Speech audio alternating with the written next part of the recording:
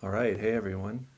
Welcome to another episode of Navigating Consciousness. Big day today. John, when you have a sec, if I could see the chat Yep, on I'll the. pull it up right now. Thank you, man. With me, as always, is my producer, John. This is his channel, the Humankind Network. And yeah, he's a great man. Um, so, okay. Few things to get into today. I thought I would just start with. Yeah, talking about an experience that I had this last week. I I had some awareness brought to me about a pharmaceutical called fenbenzidol, and this is a dewormer that you give dogs. But a number of people have been trying it as a cancer treatment because it seems to work. And I believe there's even been some, uh, you know, um, medical articles. Like I think there's been published studies on the effectiveness of this thing. And it really just got me thinking because it just seems like parasites are probably a bigger deal than what we have been told, and taking care of them periodically is probably a good strategy. So I took this deworming agent and I didn't know what to expect. And is actually, as it turned out, it was a very intense process. And not what I thought. Because all in all, I'm a pretty healthy dude and I wouldn't have even really considered taking it if I didn't have a dog. And when you have a dog, it's a good idea to like take something to, kill anything that your dog may have passed on to you. Mine's a pretty rough and tumble puppy, so when we go hiking, he's all over the place, getting into all kinds of things. And I had actually given him this same drug, and it kicked his ass. He was down for a couple of days. Um, so yeah, so I took this thing, took two doses pretty far apart. Actually, you're supposed to do, I believe the human dosage is 222 milligrams, which is interesting, that it's that number. It's a very special number. Um, you're supposed to take 222 milligrams every other day for a period of time. I don't remember how long, maybe 3 weeks, and then you cycle off. And I took one, and like with everything that I do, I always check, like I always muscle test.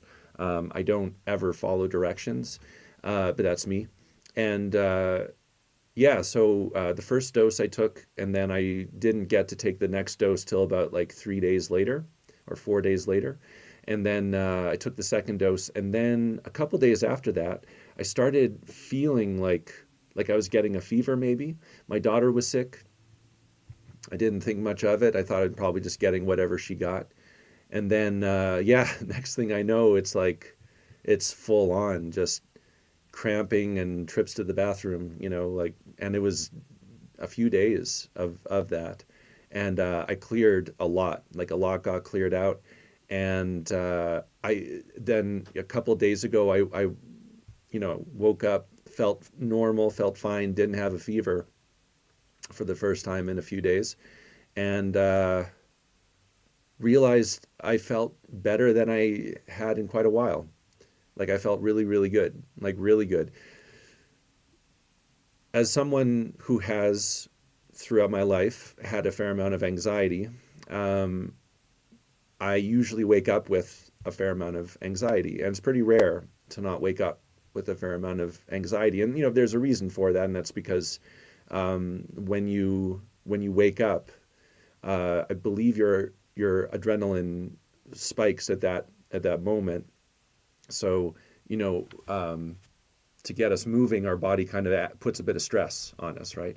Just to get everything activated. If you're someone who is compromised in some way in terms of how their nervous system operates, in terms of how they manage stress, in terms of you know, I'm sure there's some chemistry aspects, definitely thyroid. That I've been working with my thyroid for quite a while, and I can definitely notice, when I'm not on my thyroid protocol, that my morning anxiety is quite a bit worse.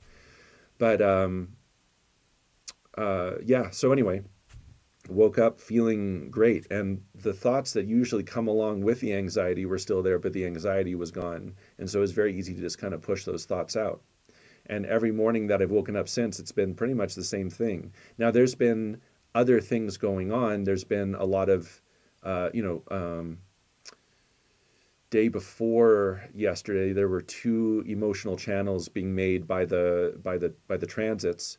So there, and there's, we have quite a bit of planetary activity right now, and I'll be talking about all that. But I'm feeling it, and it's also, my clients are feeling it, so I'm feeling it through them also. And so it's felt kind of edgy, a lot of weirdness kind of going on. Just right now, like I stopped at a grocery store to get a little snack before I came over here, and my car wouldn't open, because it's not a key, it's a fob. Hey, Allison. And the car wouldn't open, and then it did, and then right before we got started here, someone got locked in the bathroom. The door wouldn't open. So I don't know, kind of an interesting thing. Synchronicities, I suppose. But and it all kind of plays into what I'm going to be speaking to about what the planets are doing, the pressure that we might be feeling currently. And this is certainly in no way medical advice, just relating, my own direct experience. But it seems to be very good to do something periodically to clear your body of any parasites that you may have picked up unknowingly. And I'm going to be doing it quite regularly. And yeah, maybe I'll try a few different things. I'll give you my reports as I have them. Got a little tickle in my throat, so I'm just going to drink a bit of water here.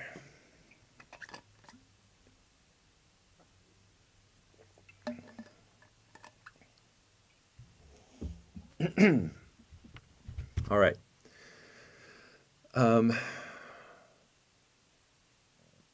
So I was talking, where I have been talking about. There's a couple of transits that are coming up in April, almost on the same day. Neptune and Pluto are both going to be transiting into different gates.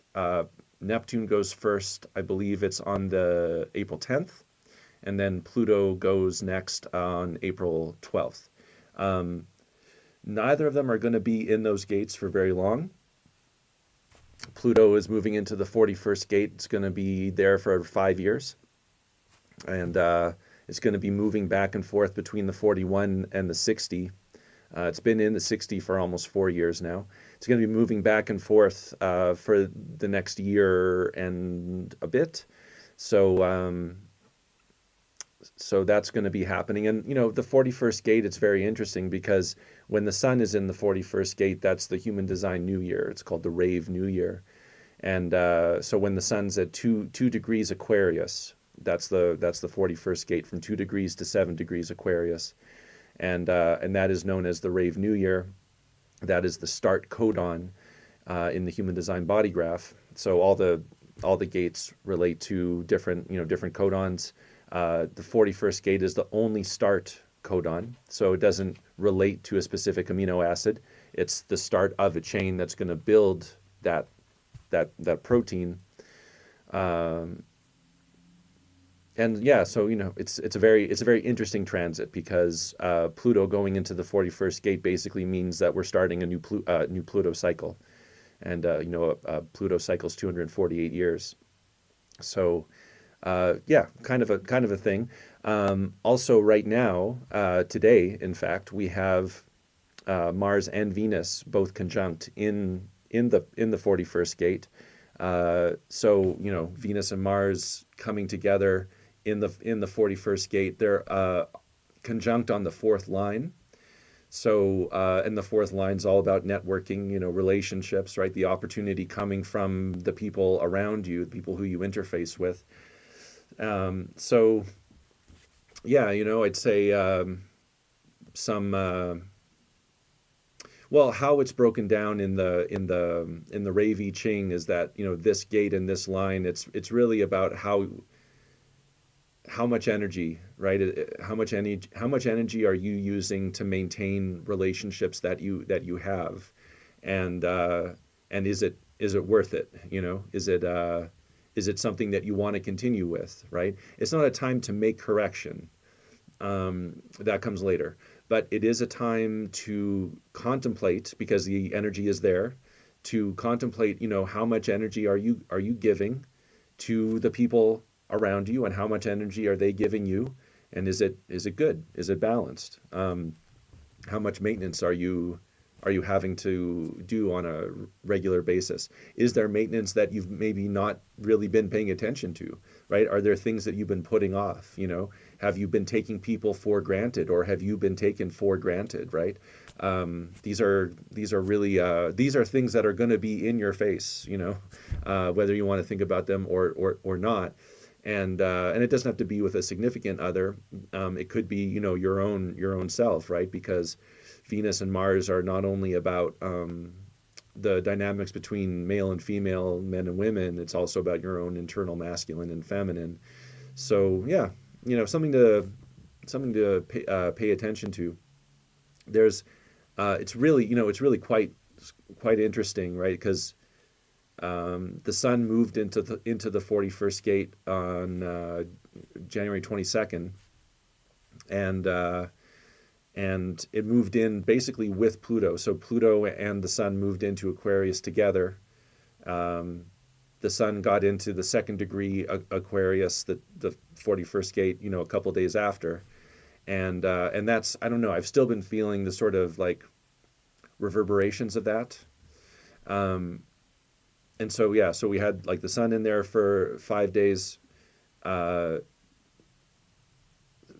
then Venus and Mars come in sort of together, right? So we got like the sun and Pluto, life and death basically coming in together. We got Venus and Mars coming in together, right? Transiting Pluto, transiting the sun, eventually. And then, because the sun's pretty far ahead at this point, but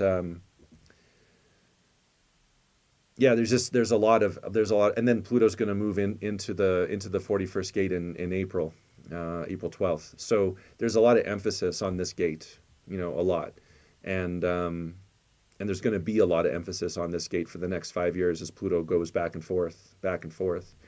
My interpretation of this is sort of like, especially when I look at where Pluto goes after, right? So Pluto goes, it's been in the 60.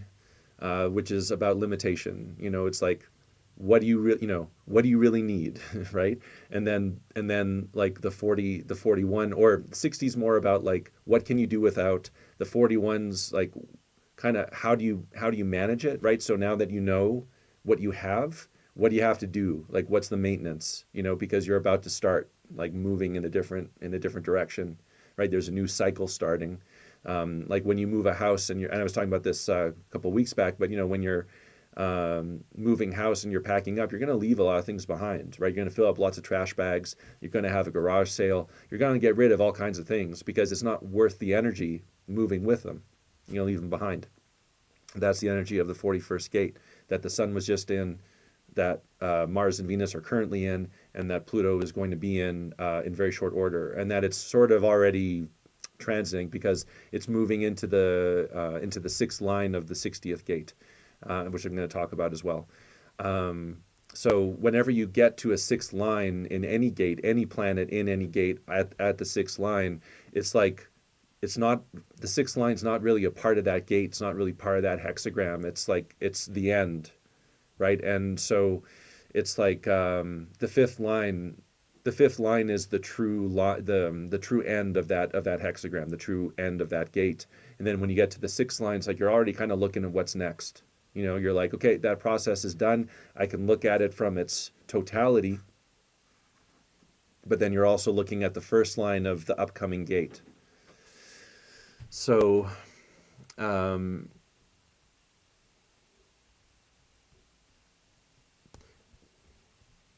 60th gate, sixth line, Let me actually pull this up. John, I sent you an email with some screenshots, and if you can pull up the one with the 60th gate, or it says 60 on it. I don't know if you can see that. It says limitation. It's the first image on the email. Yep, I see it. Okay. You want me to? Yeah, if you just want to pop that up, that'd be cool. Okay. The acceptance of limitation is the first step, and I'm showing you this because I actually wanted to expose you all to the Ray V Ching. It's actually a really important book, and if you've been in human design, or you're interested in going like a bit deeper, I'd highly recommend picking this book up. There's lots of free. Just find a PDF. You don't have to purchase it, but it's a good book to have. It's a really good resource to have, a good reference book. Most apps have this already preloaded in it, but it's only going to show you the gates that you have activated, right? So when you go into your body graph, if you're going into an app, you can find the same thing, but you're only going to be able to see the gate and the line that you have. Whereas if you have the whole book, you can follow the transits, you can look at other people, you can see what's going on. The acceptance of limitation is the first step in transcendence. In its exaltation, the intuitive intellect to recognize when absolute rigidity is essential, but with innovative applications to lessen severity, a fixed energy that is unusual in its capacity for restraint. In detriment, the dogmatic, principled, and carefully reasoned understanding that is uncompromising in its severity and often coldly brutal in its operation, and uncompromising in severe acceptance of restraint. So basically, what we're going to be seeing as Pluto moves into the 6th line, before it moves into the 41st gate, is a lot of people are going to get very rigid, right? And it's going to go in two ways, right? They're going to get rigid because they're going to recognize that it's not worth it, right? It's like the energy required to participate in this thing, to do it, is not worth it. It's not worth it. There's no mutative capability. And the 6th line is all about mutation. And the 60th gate is all about mutation. And so if the energy for mutation isn't there, meaning that if you're being invited to participate in something and that mutative energy isn't present, the background energy won't be there to support you participating in it, right? So there will be a lot of opportunities to, for example, vote in a presidential election that literally means nothing, right? So, or to participate in something like that. It's all happening. Like it doesn't have to happen this way. But when you look at what the background is doing, it makes sense that it is happening this way. It makes sense that we're looking at we're looking at what we're looking at, however you feel about it, Trump, Biden, whatever, it's like, it doesn't, it's not going to be a fair one anyway. We also know that it's already not fair, right? We're already being incredibly lied to. And I don't know, it's nuts, but that's the energy. So you're going to have an opportunity in a certain way to recognize what is no longer worth it for you, because it's not going to lead to anything that's actually going to change your life in a better way, or lead to some sort of collective shift that's going to be worth it, right? It's blah, On the other hand, right, in its detriment, you're just going to have people who are just going to be rigid, right? They're not going to want to go along with the inevitable change that is going to be coming. They're going to hold on to their religion. They're going to hold on to their job. They're going to hold on to their way of life with a death grip, right? Because it's just that's what's there. It's one or the other. Neither are wrong. It's just like when you become aware that you have a choice, then you can choose, right? You can recognize that you're maybe holding on to things too tightly. That it's not even like that you have to let go. It's like they're already gone. There's nothing there, either way, there's nothing there, right? There's nothing there to interface with. because there's no mutative pressure here. It's not going to lead to anything, or it's already gone and you're interfacing with some sort of memory or like idea of what used to be that you prefer to what might be coming, right? And a lot of people have that. What I found really interesting is that the 41st gate first line, which again Pluto moves into in April 12th, is all about like what's real, you know?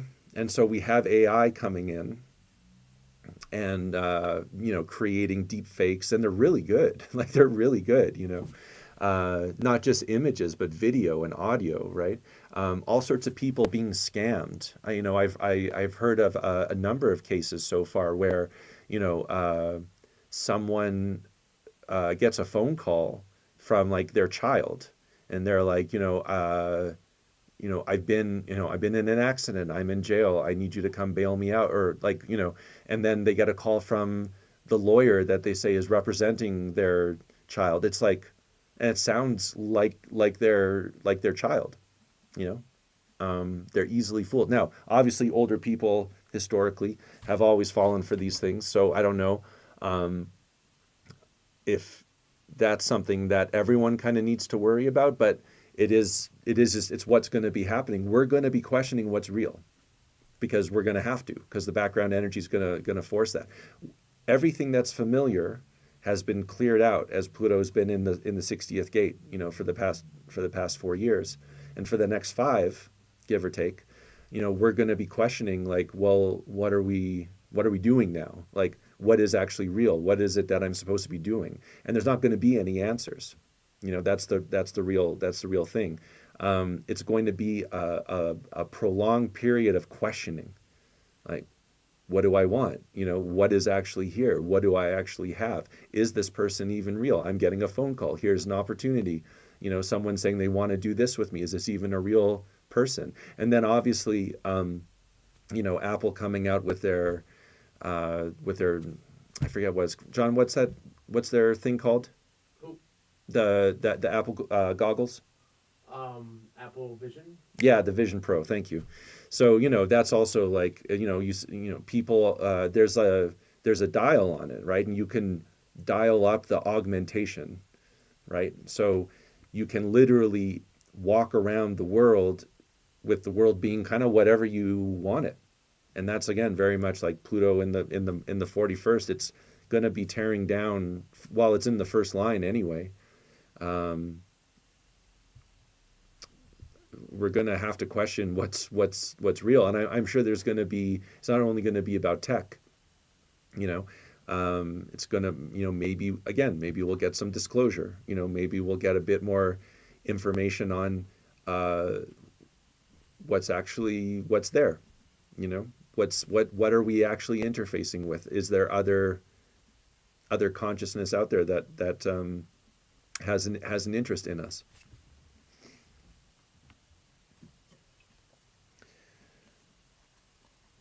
When I visualize what this is going to feel like, moving from the 60 to the 41, back to the 60 to the 41, because it's going to go back and forth quite a few times over the next couple of years. It just feels like we're being forged, like folded,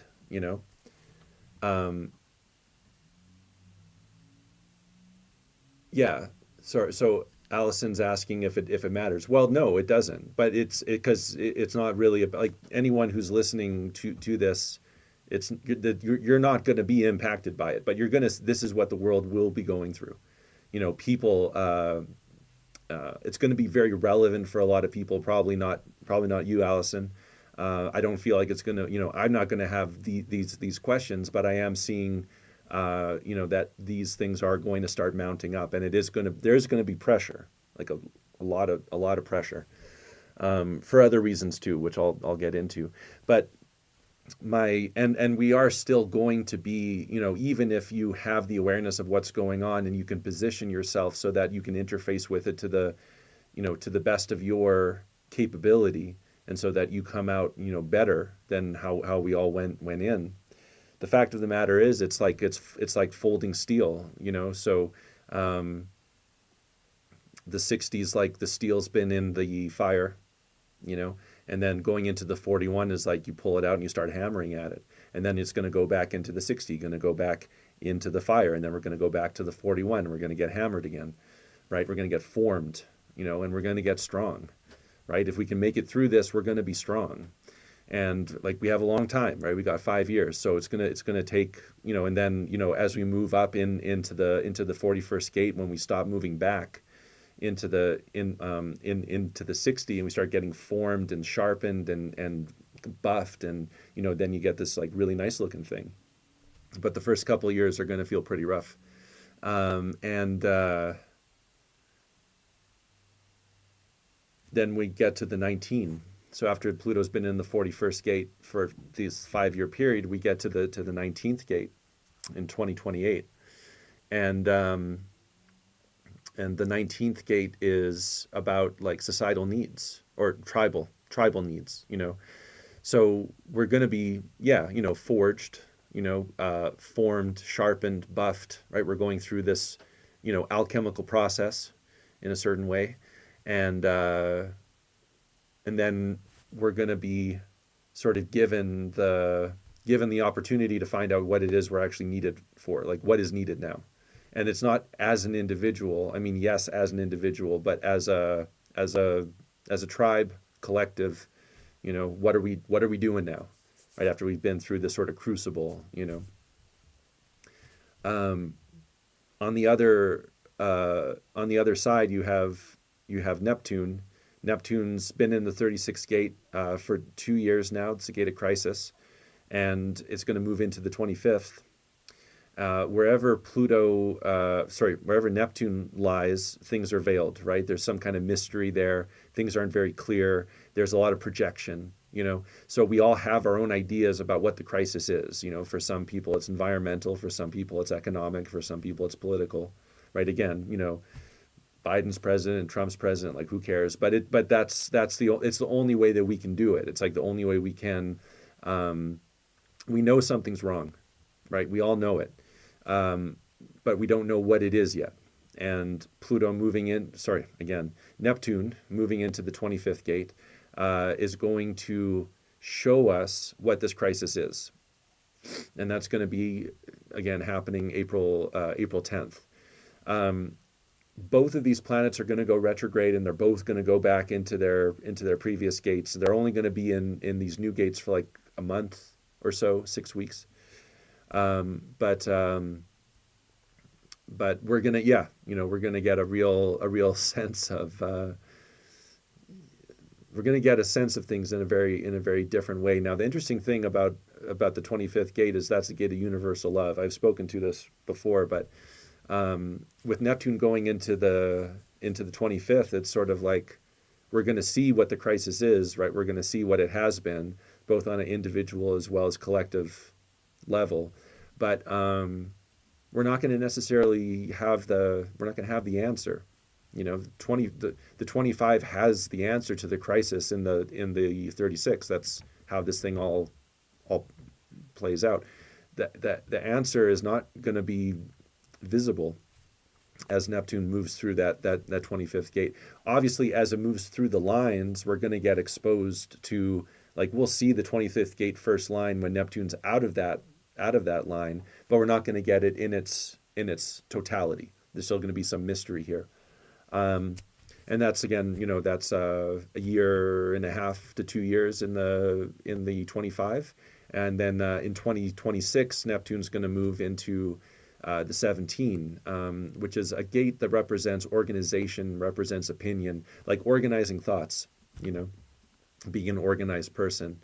And so, you know, it's sort of like we'll know what the crisis is. We'll finally be able to sort of start building like a response to it, but we won't really have the sort of mental faculties to have a real sense of it. You know, we won't be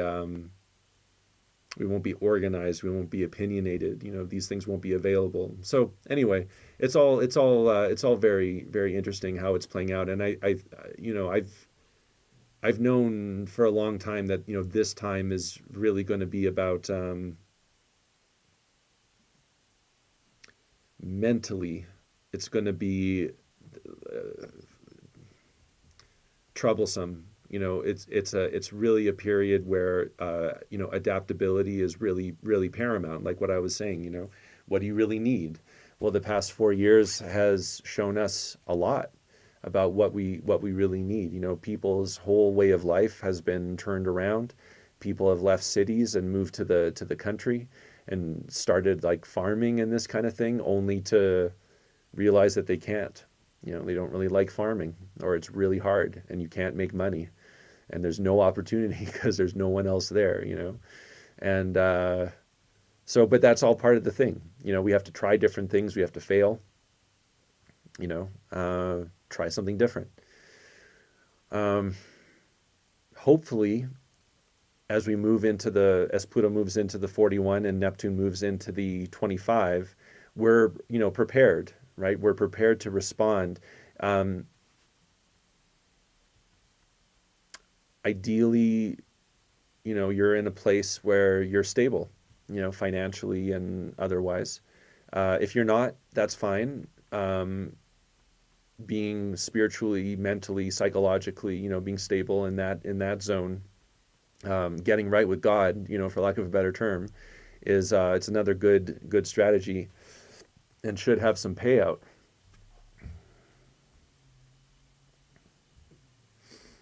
Um,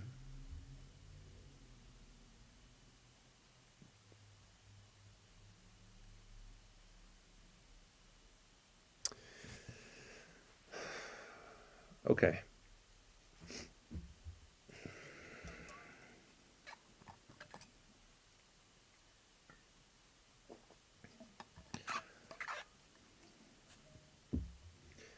There's something I really wanted to touch on and I can't quite bring it up.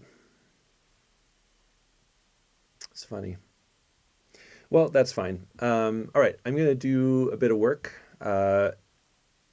Allison, who's a very loyal and supportive friend, and I appreciate her greatly, is having, again, talking about relationships. I won't get into any of the personal stuff, but there is a relationship that she's been having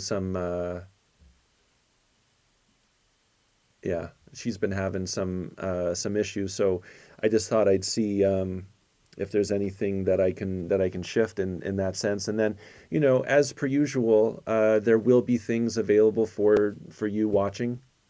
Relationships are difficult. Um, yeah, and there's going to be there's going to be a change. That's also the thing.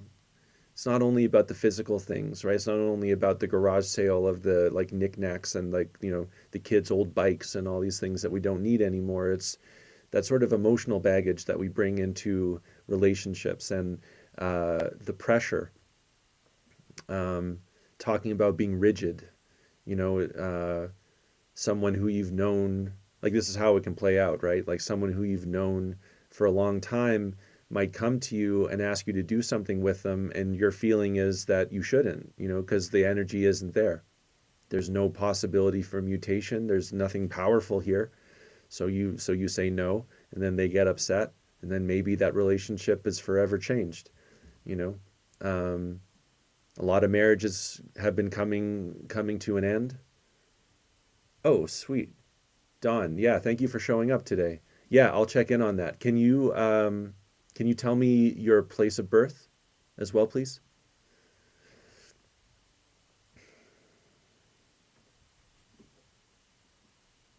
So yeah, and I mean everyone's going to be feeling this in their own way, and it's not going to be consistent. The thing about the 60th gate is its mutative energy is like it's like a pulse, and then okay, yeah, totally. Thank you, Don.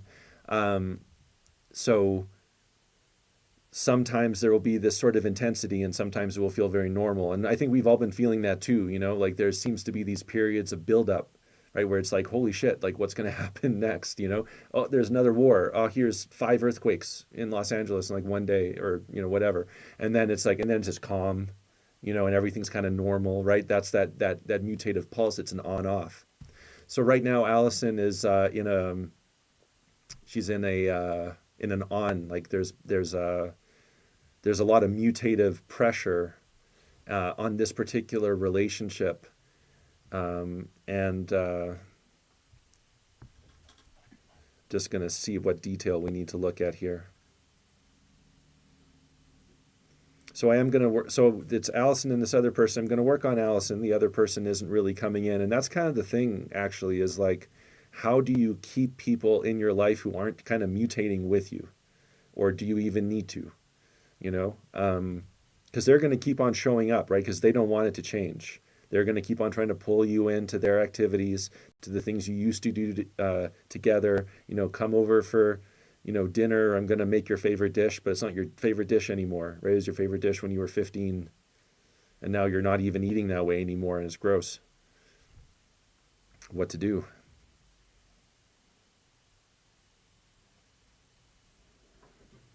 Yeah, and so Allison, all I'm actually doing here is what I would refer to as a forgiveness protocol. All the things that you have that belong to this person is going to go back to this person, so that these sort of like emotional ties and bonds and connections, these energetic connections that you've had with this person, obviously, like for a very, very long time, they can just not be active, and then that will take a lot of pressure off. Then you can just be you, and this person can just be who they are, and if there's just nothing from the past, it's all just like blank slate. Let's see what the relationship can be when there isn't all this stuff, from the past trying to come forward. And that's actually taking a pretty heavy toll on your central nervous system. And there's a number of other things here that while we got you open, we can take care of, pretty much everything. All the connections, all the bonds, all the cords, all the expectations, all the projections, all the things coming from you as well as coming to you about people in your life who've been there for a long time that need to mutate. Like it is necessity. There is no way around this. We're all going to need to grow, and we're going to grow apart, and we're going to grow together, and some people aren't going to grow at all. And all good, right? It's just like we can't be slaves to these things anymore. Okay, cool, good. So yeah, hope that does something good for you, Allison. All right, Don, I'm just going to punch in your human design info here, and I will be right with you.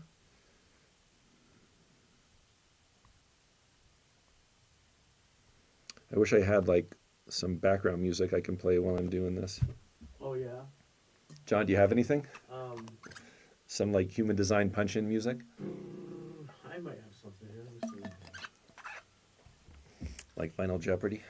I don't have that, Okay, fair. but I do have something I can probably play in the background. All right.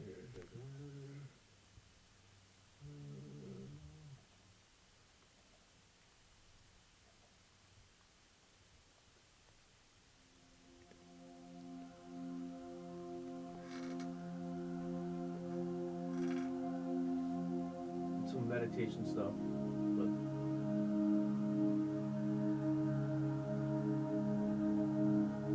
Oh, that's perfect. Thank you.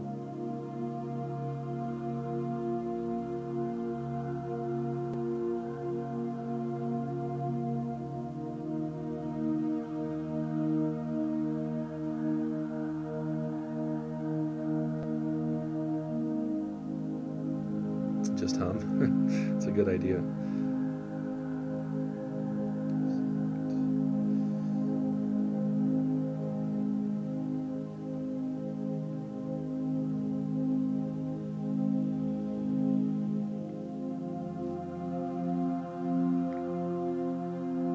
you're gonna sing the body graph. Yeah, I'm just getting it right All right, now. great.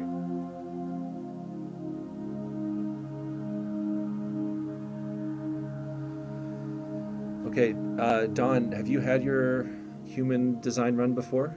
Are you familiar at all with your body graph?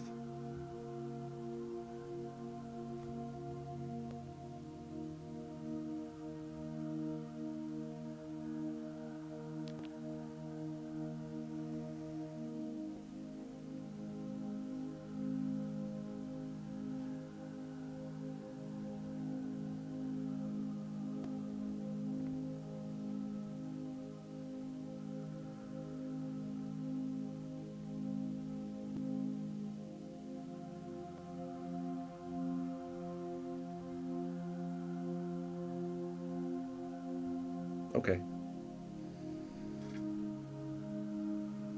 Okay. Just let me know when you get that, John.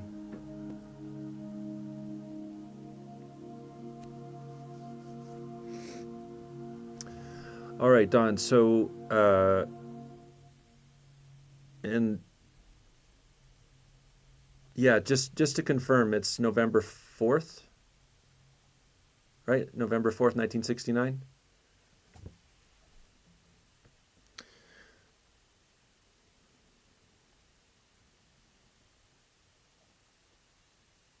Not seeing it yet. Okay, I'll send it again. Oop, hit the mic. Yes, perfect. Okay. I sent it to you. Send it to your text. Oh, my text. Okay, Yes, sorry. Here, that's let all me right. go there. Okay. All right. Okay, Don. So you are an emotional generator. Um, so when looking at a body graph, you always want to look at authority first, especially if that authority is your solar plexus, which is the emotional center.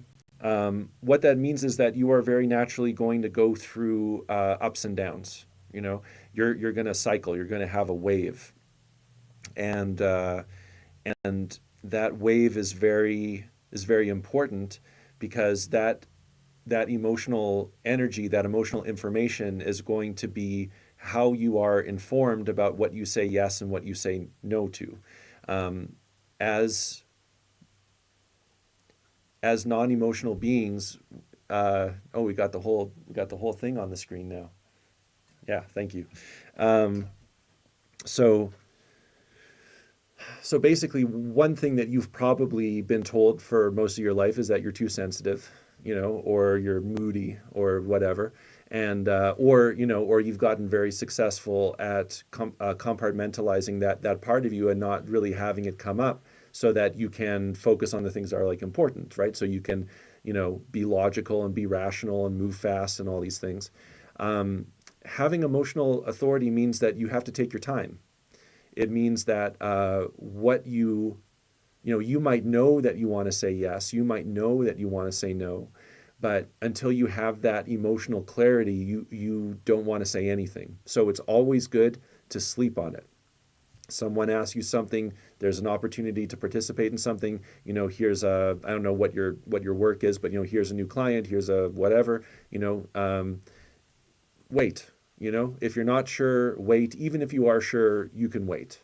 And it's really just sort of getting clear on um,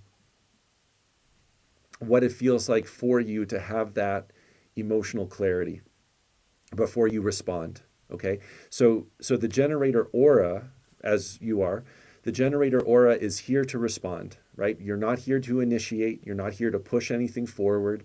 You're not here to really start things. You know, unless that's an opportunity that's brought to you and you can say yes to it because you're clear that that's what you want and that you have the energy for it, that you're in the mood. You know, being an emotional being requires you to be in the mood for what you're doing. If you're not in the mood for it, don't do it. You know, it really is that easy. The cool thing about being uh, emotional in terms of your authority is that you have authority over time. It means that you don't have to rush. You know, you don't have to worry about missing something because it's waiting for you. It's waiting for you to find your place on that wave where you can respond correctly. You know, for you. Um, you have the 59.6.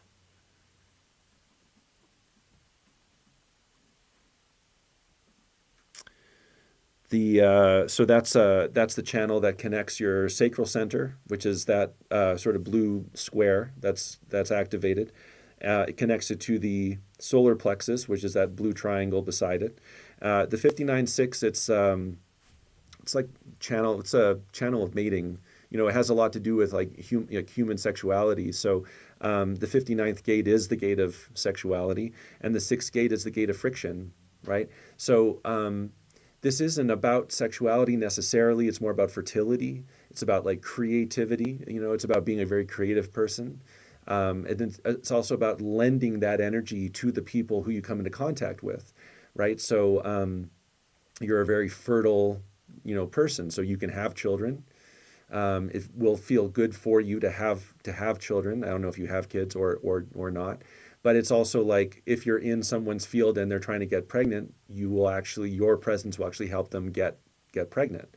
As we move into a period of time, as I've spoken to before, where human fertility is going to be like a bit of an issue. People with the 59.6, you're a real asset because you can come in and kind of be in someone's field, and they will actually be more receptive to that like fertile energy.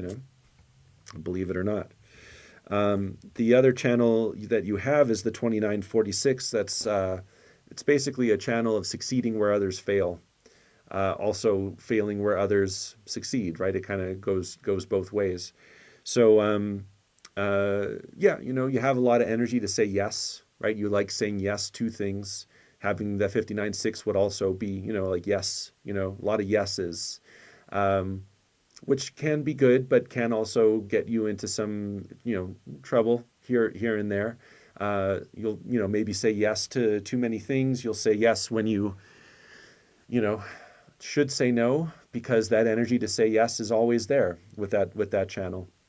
So again, taking your time, not to mentally go over things, but to let your emotions do their cycle, to go up and go down and then sort of find that place of balance. And from that place, say like, yes, that sounds good, or no, I don't really want to. Which again, you'll already have a sense of what you want to say, right? That you want to say yes or no, but it's really just about finding the right timing. For you, timing is very, very important. And if you say yes to something and it's the wrong time, then it's probably not going to work. It won't lead to anything, and that will leave you feeling quite frustrated. So as far as this goes as well, the 59th gate, that's your moon. So that's like a real driving force in your life. 46 is Uranus, 29 is Mercury. Yeah. 6 is your Pluto. That's interesting. So whenever we get to Pluto in a gate, like what I was saying before, Pluto's in gates for many years, right? 3, 4, 5 years. And so we're looking at a generational cohort here. Everyone around your age is going to have Pluto in the 6, at least on one side. So yeah, it's the sixth gate is I have it also. It's not activated by my Pluto. It's actually activated by Saturn, which in a certain way is worse. But yeah, you're just you need to be alone. You know, at times you don't have to be alone all the time, but you will find that it will be easier for people to be around you if you get plenty of alone time, and there's not a lot of pressure, to like get involved. Again, it's what are you in the mood for? If you're not in the mood for it, you're going to push people away like heavy. If you're in the mood for it, then it's going to be great. It's going to feel good. It's going to be creative. You can't make a fire without friction, right? So it's that sort of ignition switch. The sixth gate is it's a very emotional gate, and so patience is really good. Don't be judgmental about what you're feeling. It's usually got nothing to do with anything. The thing about having emotional authority and having this wave is that your wave is your wave. It's not based on what's happening for you or to you. I'm sure you've had the experience of, you're doing something and you feel great and you're like super excited and it's super good. And then a few days later, it's like, well, that sucked and I don't want to do this anymore, and it's like, it's not about the thing. It's just about you having this wave that's going to take you places, and you can't identify with, or you can't make a connection between what you're feeling and the thing. They're separate, so that's something that I would really really say is very, very important. That you give yourself plenty of space, that you make it known when you are needing space, because again, you're just going to be rubbing people the wrong way potentially, or being rubbed the wrong way, and then there's no like creative juice there, right? There's just static, just gets hot and irritated. It doesn't lead to anything, doesn't lead to that, ignition. Let's see, what else should we take a look at? 5-1 profile. So the profile is important because you are, so again, I know you're not super familiar, and this is sort of like a, broad strokes. But basically, if you look at your body graph, you see you have the 44-5 and the 24-5 on the personality side. That's your personality, Sun, Earth. And then you have the 7 and the 13, Sun in the 7th, Earth in the 13th, with the first line. Okay, so you have the 5th line on the personality side, first line on the design side. That's called your profile. Being a 5-1 means that you are what's called the left angle profile. So there's left angle and right angle and juxtaposition, although those are very rare. The right angles are here for a more self-absorbed process. The left angles are here for something more transpersonal. So again, a lot of what you're going to interface with is not really about you, right? It's about the other folks. You're here to, help. You're here to help right angles. There's karma, right? So when you, I'm just going to take a quick look at your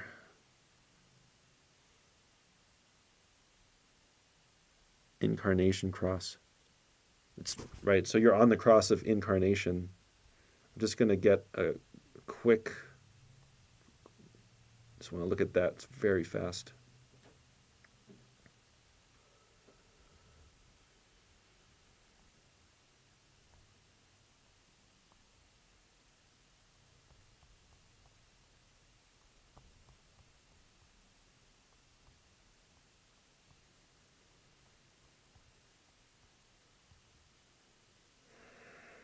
All right. So when we're talking about incarnation cross, what we're really talking about is your purpose, and like a cross, you're going to carry it, you're going to carry it until you find a place to plant it, and then you can kind of get up on it and start working it. So, location, right? Being in the right place with the right people so you can do your things, always a good thing to pay attention to. Left angle cross of incarnation, your cross has the energy of the cycle. You are constantly reviewing things over and over again to see if they are right and to see if there is enough. Driven from the fear of not having enough, you will turn things over and over again. Your role is to let the others in the group, the family, the community, or the company know when something is going wrong and then direct the rejuvenation of doing it right once again. So I don't know if that resonates with you at all, but that is basically what you're here for. In a certain way, you're here to guide, right? You're a 5-1, so you're transpersonal. You're here to help folks. They're going to come to you. They're going to find you. You don't have to find them. And I mean, there's a difference between a generator guiding and sweet. Thank you. There's a difference between a generator guiding and a projector guiding, right? So generators are here to respond, whereas projectors are here to guide. Okay, so it's basically like, don't go around looking to do this. Wait for it to find you. There's plenty of people doing plenty of things wrong. You can't change all of it. You're not here to change all of it, right? You're here to change what you're here to change. And what you're here to change is very fixed by the karma that you've come in with. You're going to be very good at some things, and then other things you're not going to have interest in. It just won't matter because you can't do anything about it. Yeah, Allison, I'll get to you and that question. It's a good question. All right, so yeah, your sun in the 44, the 44th gate, 5th line. That's about 70% of the information that you're interfacing with is going to be coming is going to be coming through that that personality sun. So it's a big one, and your personality sun is in the 44th gate in the splenic center, which you have open. Now, what that basically means when you have an open center, it basically means that you don't have consistent access to it. You have a lot of activation in your spleen for hanging gates. So with that many gates, it's like, yeah, there's always going to be an opportunity for that to be activated. So basically what it means when you have an open center is it needs to be defined by something. Okay, it needs to be defined by a planetary transit. It needs to be defined by someone that you're interacting with directly, right? There's all these opportunities. So, yeah, there's a lot of opportunity for you to have an activated spleen, but it's not going to be consistent, especially when you're like alone, right? When you're taking your alone time. Um, Having an open spleen means you might not have the best sense of when to take that time. You know, when you've been around something long enough, when something has sort of outworn its welcome. You know, when you're, just that feeling of like, okay, I got it, I'm going to go, just like having an open spleen doesn't give that to you necessarily. So, um, yeah, but having your sun in an open center is sometimes difficult because it's just not consistently there. It's like you're always going to be sort of waiting for someone to activate that for you, which again can be frustrating if you don't know why that's happening, but that's how it's happening. Um, the 44th gate is the personnel manager, and like that paragraph that I read, um, it's a gate of fear, fear of not having enough. So these can be like themes, right? It's like you're going to be, talking about the cross of incarnation. Like you're going to be very good at knowing where people are and where they might need to go, and what they're doing, and could they do it better, and is it even something that they should be doing? Maybe they should be doing something very different. But again, like you don't want to just deliver that information unprovoked. You really want to wait until until there's the opportunity, to gift them this, right? To gift them your, purpose. Like you're very perceptive. You're gonna be a good read of people, especially with that defined spleen. You're really gonna know like if something's good or not, if it's right or not. You know, Having that emotional authority gives you that sense of timing as well. Is it the right time? Have we gone too long? Right? How do we need more time? Right? Like this is all going to be something that you are going to have access to when you're operating correctly. You got yeah, and you're just active. The more active that you can be, the better. The generator energy needs to be used. Right? We're not here to. I mean, everyone's kind of different, right? But by and large, generators are here to work, here to build. And if we don't do enough work or the correct kind of work, then we tend to get frustrated. So you want to, you wake up every morning with a certain amount of energy. You wake up every morning with like a charged battery pack, and you want to run it down to almost zero, and then just sort of crash.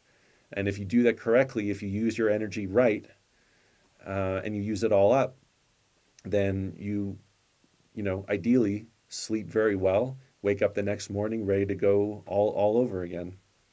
And for you, yeah, very active. You're active. You like being active. You need to be active. The environment ideally is going to support you being active and being observed, being seen. So if you're if you walk into a place, or you're hanging out somewhere and you're just tired, it's like, oh, I can't. If you couldn't be active, even if you like, it's not to say that you need to always be moving. Like obviously, take breaks, but if you feel like you have no energy, if you feel like you couldn't be active even if you wanted to, you're probably in the wrong spot. And it's just a feedback for you to find an environmental location where you feel like it's not, again, not that you have to be active, but feel like you could be. Like this environment supports me being active, and again supports being observed. Being seen. There's people who are designed to be the observer, and there's people who are here to be observed, and you are the latter of that one. Let's see, anything else jumping up? Well, yeah, that 24th gate is an interesting one. I like it. Okay, I'm not going to get into that too much. Let's just very quickly touch on your open centers and how your open centers might work, right? So where you have definition, you are consistent, right? So you have a defined sacral center. So you're always a generator. Your aura is going to work in this way. You're going to be open and warm, inviting. There's going to be lots of things for you to say yes or no to. With the defined solar plexus, you're also very emotional, so you want to take your time. Right? Generators that don't have the defined solar plexus, they don't need to take their time. They can say yes or no immediately, and they should. Right? That is correct for them, not you. With the G center, which is that diamond shape in orange above the sacral center, it just basically means that you have a very sort of set sense of direction. You know what you like. You know what you don't like.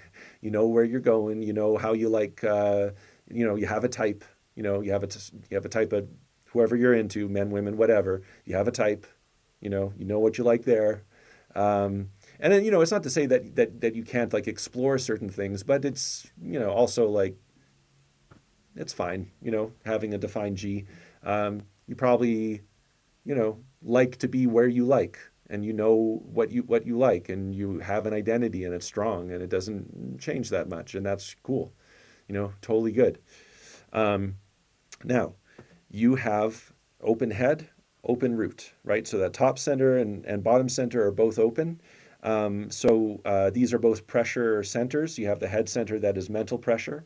When that's open, it's about thinking about things that don't matter, right? So you have to recognize that. You're going to think about a lot of things.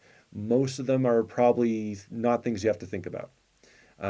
Having an open head also means that you can be inspired by a lot of different things. You can find interest, mental stimulation in a lot of different things. And that's really the way to use it. Don't try and think yourself out of situations, right? It's not your strong suit. But you can be inspired and you can be excited mentally by a lot of different things. But there's that pressure, right? So the head puts pressure to think and to kind of speculate and to find inspiration in all these things.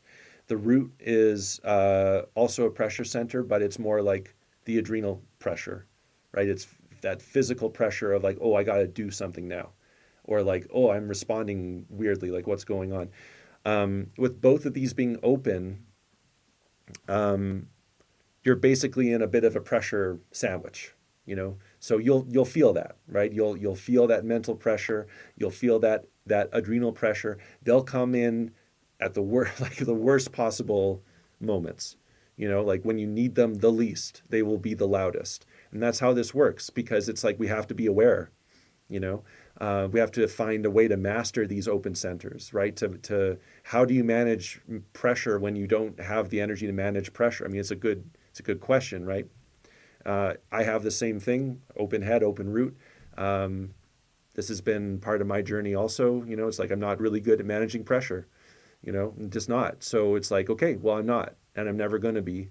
So I don't get into situations, ideally, where there's a ton of pressure and where I have to make decisions quickly because I have a defined solar plexus. So I always have to wait.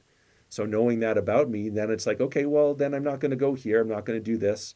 This person, they're too intense. They don't give me the space that I need. I'm not gonna hang out with them, right? It's like just like that kind of stuff. Open ajna, which is about certainty. That's the third eye. You're not here to be certain. Don't try to be. It's that same thing. It's like you'll be certain. You'll have certainty, but that certainty will change.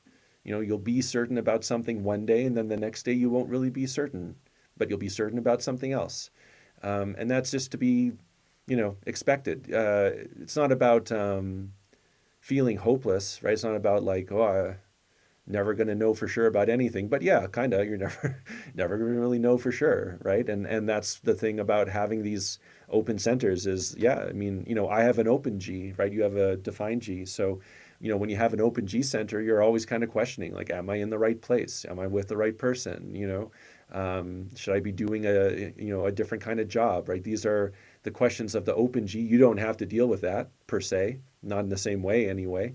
Um, it's just recognizing these things, and then being able to recognize that when you are questioning, when your thoughts are coming in, and you're being pushed mentally into certain areas that aren't super comfortable, and it's being met by that open root, and there's like all that adrenal kind of activity that's pushing up with it, that you're just not you're not supposed to pay attention.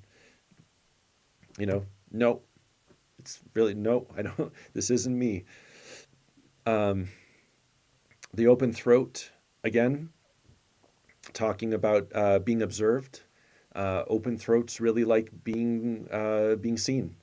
A lot of performers with open throats. It's perfect, right? If you're an actor or a singer, you go out, you say your line, you sing your song, people watch you do it. It's like perfect. So that's what the open throat is. Kind of seeking attention in a certain way, which again, people might say like, why are you doing that? You shouldn't be doing that, but you should, by all means, perform and, perform other people's material, you know, uh, that's not to say that you should be an actor or a singer, but, just think about it, play around with it. How can you make this work for you? The open heart, we already touched on the open spleen, right? That's about not really, the spleen's about protection, it's about health. So it's like not necessarily having the best radar for when something's good or not, or when it's time to leave something behind, or when it's time to pick something up. Um, the open heart is it's about purpose in a certain way. Um, People with the open heart tend to want to prove themselves, right? They tend to take on things that are very difficult. You're not here to prove anything. You're not here to prove yourself to anybody. If someone's putting pressure on you to feel like you have to prove something, then they're probably not the right person, or you're in the wrong place. That same thing, right? Um, you're in a certain place and you're feeling kind of vulnerable and kind of exposed, or like you're in a job and you feel like you really have to work and you're feeling like insecure and like I have to be the hardest worker, I got to show up first and leave last, and blah blah blah. Then that's just your open heart, and your mind is filling that space in, and giving you all kinds of reasons why you should prove yourself and why you should do things that are very difficult, and why you should do this and why you should do that. But you don't. You don't have to prove anything. It's remarkably easy and nice. And we just have a very hard time accepting that usually. So, okay, cool. Well, thank you, Don. I'm gonna stop there. I hope that was helpful, informative, entertaining, all that stuff. Um, okay, so Allison. Oh yeah, cool. Yeah, thank you, Don. Awesome. Okay, so Allison just asked a quick question about karma, and like what does it mean? Uh, well, it basically, when you're a left angle, it's the energy through which your life is fixed. So just talking human design, right? When you're a left angle, that's the energy through which your life is fixed. When you're a right angle, the energy of your life is more fixed through destiny. There's a destination when you're a right angle that you are getting to, and that is the direction you are heading. That is the way you're going to go. When you're a left angle, it's different. It's more like you're going where the people who need you are, and the people who need you because of the karma that you carry, and by helping them or giving them what they need, that only you can give them. Because left angles are also much more rare than right angles. There's much fewer left angles on this planet than right. Um, so when a left angle provides the right service or the right energy to the right angle to help them out, they're satisfying their karma. I mean, karma is purpose. It's like things that are unchangeable. Um, Allison, like, your karma is to be born a woman, right? I mean, that's karma. You can't change that. You don't have to. It defines you in a certain way, and it's going to define also, being a man, being a woman is going to define what the opportunities in your life are and the path that you take. Obviously, as a man, it's not my karma to have children, right? To be pregnant, to like bear a child. But for a lot of women, that is because they're women, right? Um, that's my understanding of karma. It's mostly things that are outside of our control, that we are born with or born into. And in the human design context, that's the fixing energy of all the left angle beings on this planet. So when, as a right angle, when I'm interfacing with a left angle being, I'm hopefully helping them satisfy some karma, and they're hopefully helping me in some way, get get closer to my destination. Um, hmm. All right, Jillian. I I'm kind of at the end of my energy, so I can't touch on this for you today. But if you want to connect with me offline, we can chat about this tomorrow. I'll reach out to you. We'll get something going. Okay, cool. Oh, one last thing. Uh, Talking about the 41st gate, and I was actually reading about this today. So Uranus was in the 41st gate, at the end of the 90s, early 2000s. And so again, it's like you can really see how these outer planets play a really pivotal role when they're in that gate, because that was a big um, that was a big change, right? That was a period of great upheaval and novelty, right? Things we'd never seen before, that suddenly sprung up, and so the children born at that time are still carrying that energy, and these are the kids, or the young adults who are currently posting videos on TikTok and Instagram, basically breaking into tears about how little they are enjoying working and how much it sucks, and everyone's like, you know, giving them quite a hard time. This is literally what these children have to be doing. This is literally what they are here for. Ra spoke to this when Uranus was in the 41st gate. I was reading a lecture that he gave in the early 2000s, and he was saying how important it is for these children to point out the ways that we are doing things wrong, and we are doing it wrong. They are doing it exactly how they are supposed to. It's all really interesting to see it play out, where this whole generation of young adults coming into their own and being like, oh, this sucks. They don't have the answers yet, but you can expect that this is correct. They are very much doing what they're supposed to be doing, and you can respond to them as such if you so desire, and maybe they are gonna help find some solutions to it as they get a bit older. Yeah, definitely potential for some saviors in that cohort. All right, cool. Thank you all for the interaction. That was awesome. Thank you, Don, for showing up today. Allison and Jillian, as per usual, I appreciate you both very much, and see you all next week.